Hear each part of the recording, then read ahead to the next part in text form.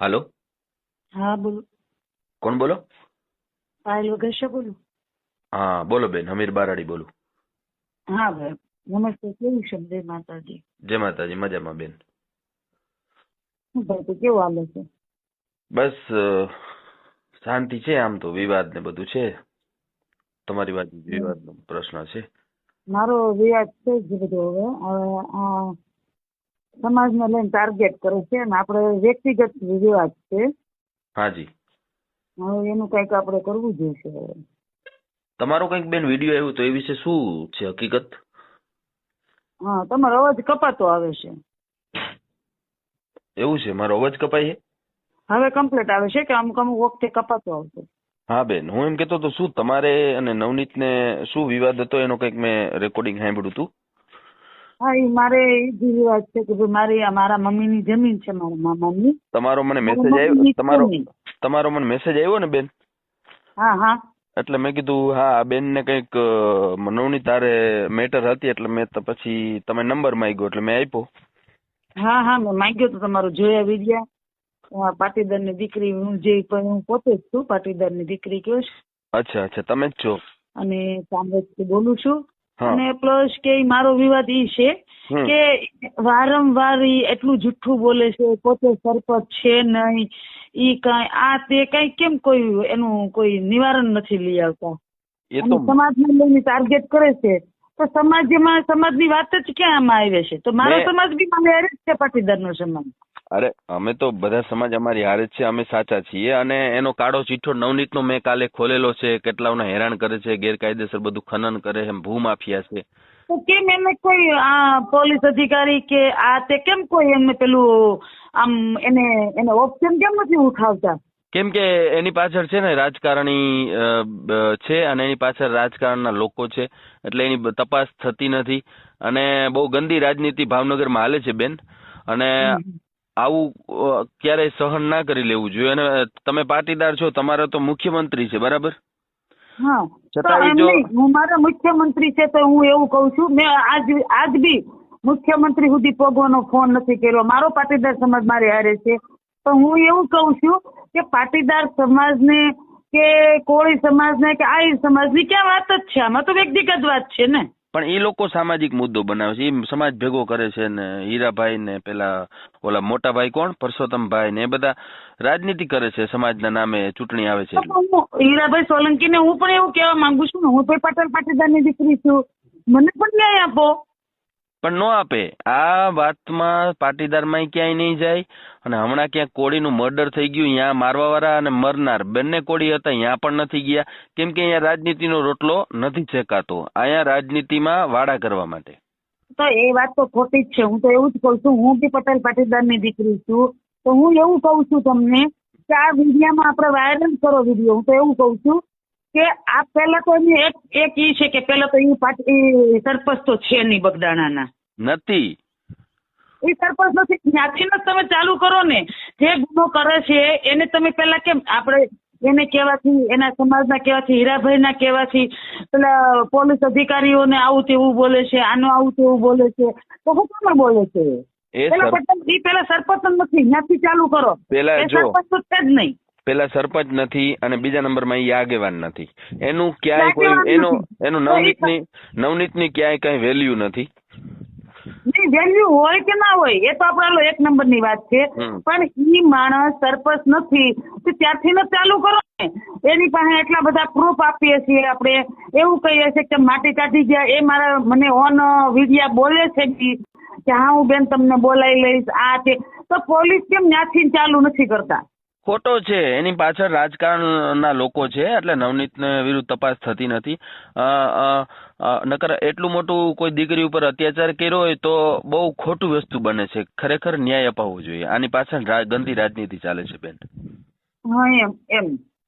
અને તમે છે ને એવું હોય ને તો સીએમ મુખ્યમંત્રી ભૂપેન્દ્રભાઈ પટેલને એક લેટર લખો. હા, હું હવે લેટર મૂકવાની છું. પણ હું હવે મારી પાસે પ્રૂફ છે. હું ડાયરેક્ટ હવે બગદાણા જ જઈશ. તમે પેલા મને સાંભળો. બગદાણા જ જાઉં. તમે પેલા મને સાંભળો બેન. તમે એવું કરો, એસપી ને એ કોઈને લેટર નથી લખવો. તમે ગુજરાતના મુખ્યમંત્રી, તમારા પાટીદાર આગેવાન ઉપરથી હેડલાઇન લખો કે હું આ બોલું છું અને બાબતમાં હું લખવાનું, એક પાટીદારની દીકરી ઉપર અત્યાચાર કેટલો હદ સુધી સહન અમે કરશું એવું બાબત લખો.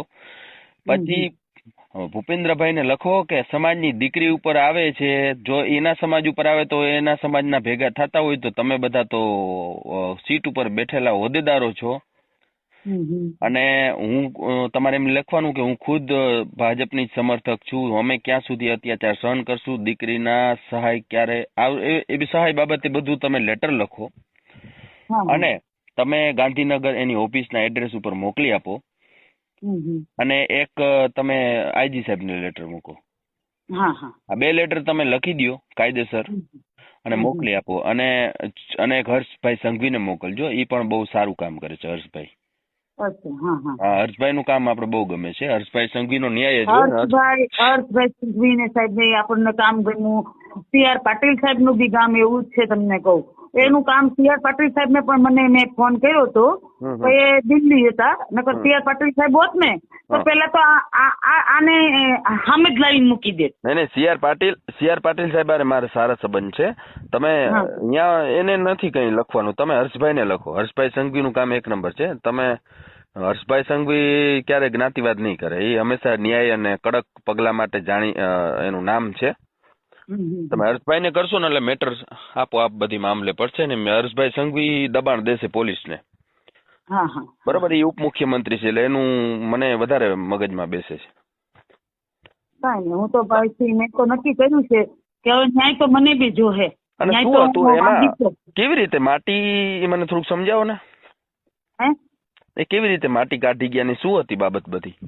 માટી છે ને એ અમારું મામાનું ગામ બેડા છે. બેડા બગદાણી પાસે આવ્યું. બરાબર. આથી 2 વર્ષ પહેલા 1.5 વર્ષ પહેલા માટી એને કાઢી. ત્યારે મને બેડા થી ફોન આવ્યો, એ મારા મમ્મી ની બી જમીન છે, 5 બહેનો ની હૈયારી છે. બરાબર. મામા નથી મારે. તો મને ફોન નથી આવ્યો કે તું માટી કાઢે છે. મેં કીધું કોણ કાઢે છે એમ. ગામના લોકો કે બગદાણા માટી લઈ જાય છે અને બગદાણા થી ટ્રેક્ટર આવે છે. તો મેં પૂછ્યું ભાઈ એ ટ્રેક્ટર વાળાને પૂછો કોના કેવાથી કાઢ્યું છે એમ. બરાબર. કે નવનીતભાઈ કરીને છે. મેં કીધું ટ્રેક્ટર વાળાને કહો કે ભાઈ નવનીતભાઈ નો નંબર આપે મને એમ. બરાબર. એનાથી જાયુભાઈ હતા એનો નવનીતભાઈ નો નંબર ટ્રેક્ટર વાળા ભાઈ પાસેથી લીધો અને રાતના જાગતા હતા. રાતના 10 વાગે તો નંબર મને મળ્યો. તમે કીધું રાતના તો ફોન ના કરાય ગામડે. સવારમાં ફોન કરી. સવારમાં મેં એને ફોન કર્યો.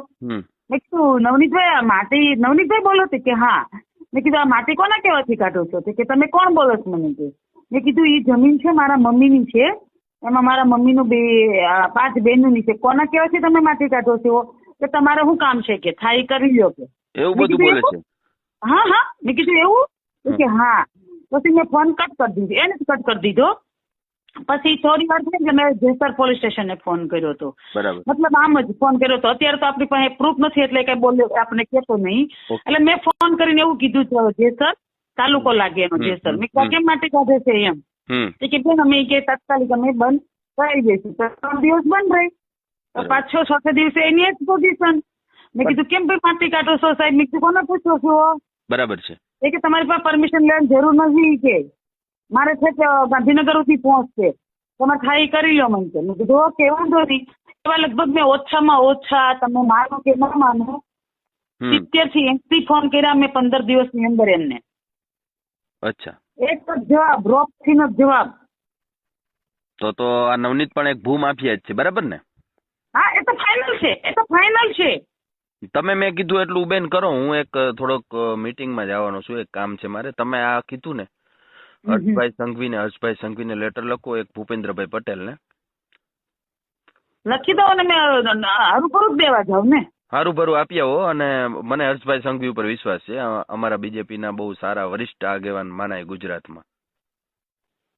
પહેલા તો એથી સ્ટાર્ટ કરવાનું છે એમને કે ભાઈ તમે સરપંચ છો તો સરપંચ થી હું કેમ તમે નામ બહાર પાડો છો. બસ એવી રીતે તમે એને રૂબરૂ મળી આવો હર્ષભાઈ ને અને મારી યાદી આપજો હર્ષભાઈ સંઘવીને. બરાબર. Okay sir, thank you. ખૂબ ખૂબ આભાર બેન ફોન કરવા બદલ. અને આ ઓડિયો તમારા પરમિશન થી મૂકું છું ને? હા, મૂકી શકો કમ્પ્લીટ. નહીં, તમારા પરમિશન છે ને આ ઓડિયો વાયરલ થાય? હા, મારું પરમિશન છે, મૂકી દો. તમારો હું ઓડિયો મૂકું છું હો બેન. ઓકે.